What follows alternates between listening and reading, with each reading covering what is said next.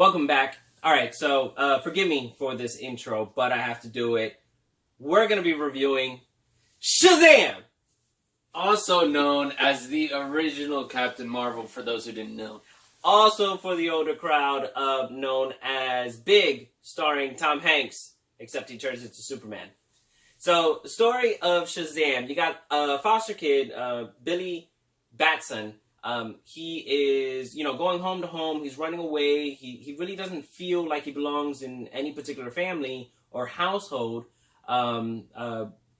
because just like any other foster kid, he wants to find his parents. He wants to know what happened. Why is he not with his mom and dad?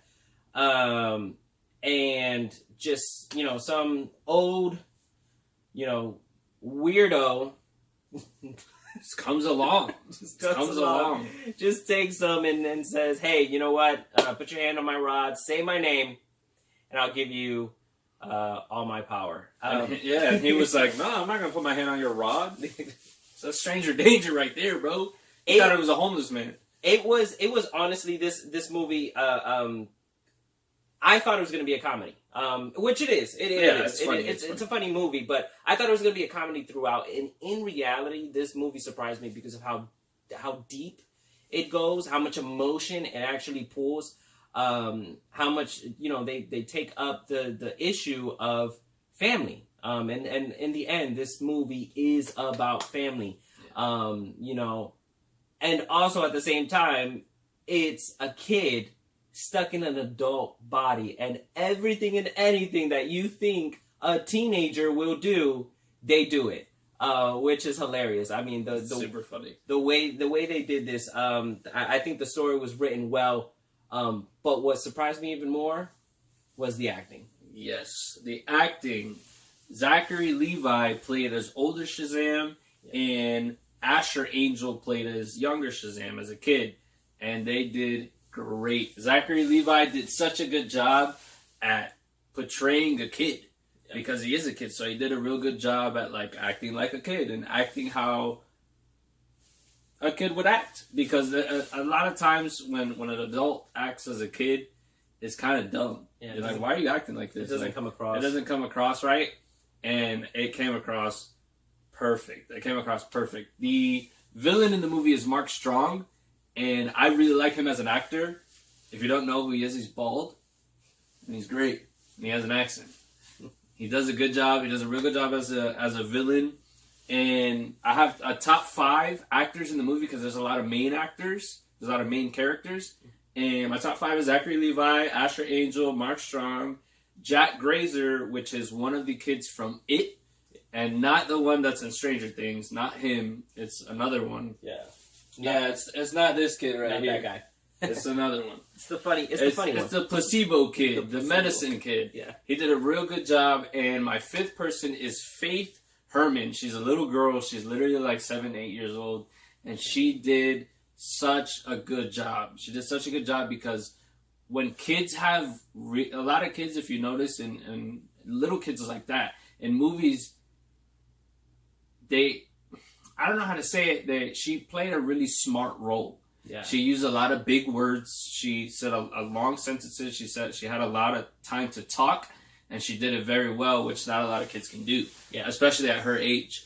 And I think they all did great. I thought the other main characters, I thought they did a really good job as well, but those 5 were my favorite. Definitely. And speaking of kid actors, we actually touched on it in the Dumbo video. If you haven't seen the review for that, you can click the banner in the corner. But we mentioned the kids. We mentioned kid actors and how not great they were. Unfortunately, they did not come across as good actors. Mm-hmm. This is a perfect example of great kid actors. A great casting. It can be done. And this, in this day and age, this is the level of expertise that we've come to expect and enjoy. And we definitely did.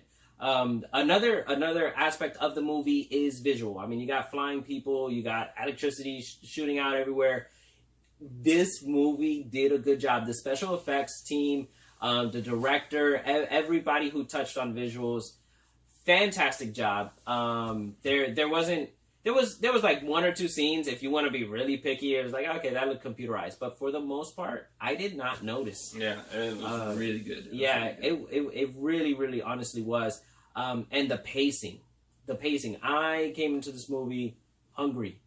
That already ruins an experience. This is literally hungry, not hungry for the movie. Right. Yeah. I was like actually starving. I hadn't eaten yet. 2 hours, 10 minutes, roughly 2 hours, 12-minute movie. I kind of was like already like, I'm probably not going to enjoy it because my stomach's going to be grumbling. Honestly, the way this movie takes you from seriousness to comedy to, you know, touching to just all the emotions in the spectrum. Really, honestly, this movie was not at any point boring. I was not checking my watch. You saw it twice.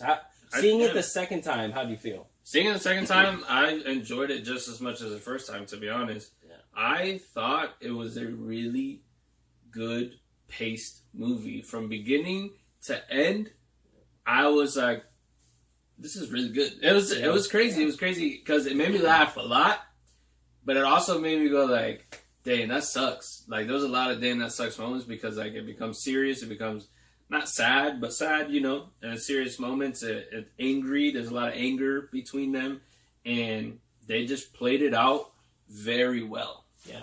This was definitely, it's, the message is family. Do I recommend you taking your family? Yes, if your kids are older, if they're preteens, or just only because there's curse words in there. Not a lot, honestly, because it's still. I have to say it's a little scary for kids. There are some, there are some scary creepy, images, like creepy things. Actually, now that you say that, so probably older, so probably 13, PG-13, right? That's what that means. But definitely, I recommend taking your whole family. Because this movie, honestly, was good for the whole family. And it has some real-life situations where it's like, wow, are there really people out there like that? Yeah, there are. Did it do its job?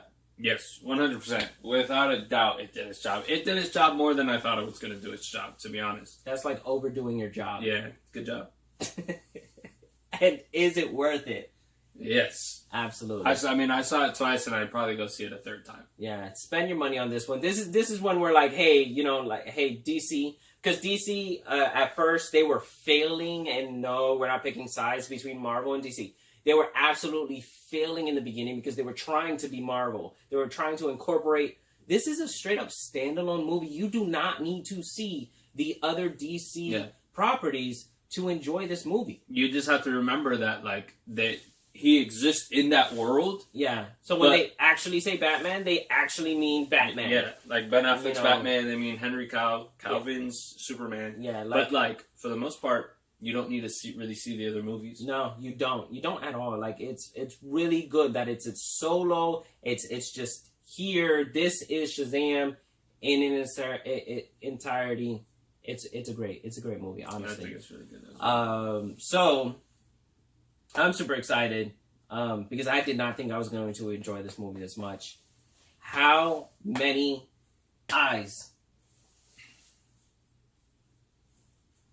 What do we got? I'm going to give it 5 eyes. I'm going to give it 5. We both agree on that? Yes, we agree. Absolutely. Boom. Almost perfect score. He is not an eye. This is my buddy. Little Stewie. Almost a perfect score. Go watch this movie. Like, literally, go watch this movie. You won't be disappointed. I don't see any group of people who would get disappointed, because if you like being a little sad, you'll get it. If you like laughing, you'll get it. If you like action, you'll get it. If you like an adventure, you'll get it. So, there it is. 5 eyes. Eyes, sorry. Way to go. All right, so if you've seen it, please let us know what you felt about in the comments. We have not seen a movie so far this year in 2019 that deserves 6 eyes. Yes. So if you disagree with our grading scale, absolutely let us know. Do you think that this deserved the 6th eye?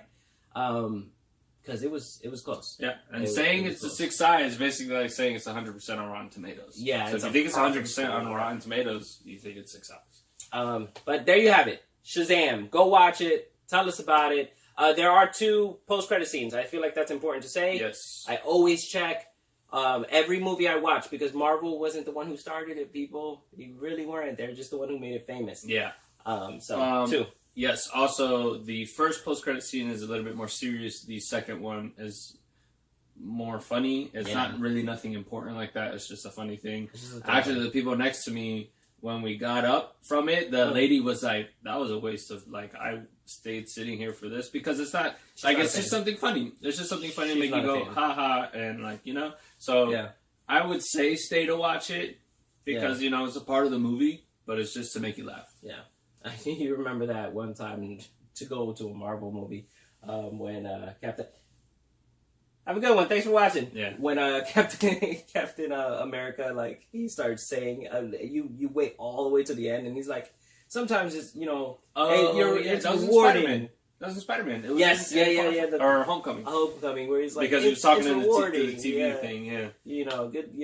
And sometimes it's just a waste of time.